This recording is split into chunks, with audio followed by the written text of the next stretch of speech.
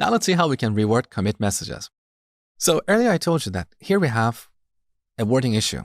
Render restaurants on the map. So the word on is missing. Once again, we're going to start interactive rebasing.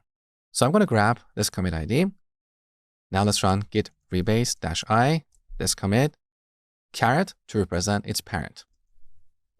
All right, here's the commit you want to reward.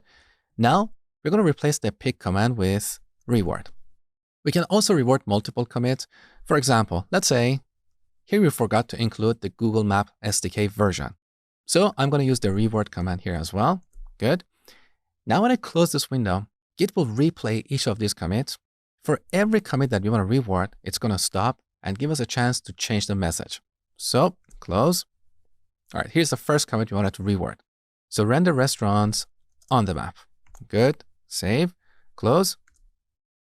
Git replayed the other commits, and then it stopped at this second commit we wanted to reward.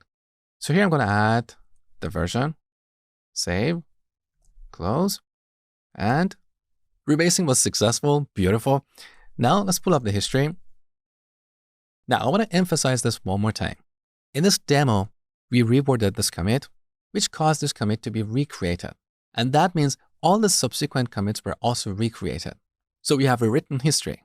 As I told you before, rewriting history is a destructive operation. You should do this only with the commits in your local repository. Next, I'm going to show you how to reorder commits.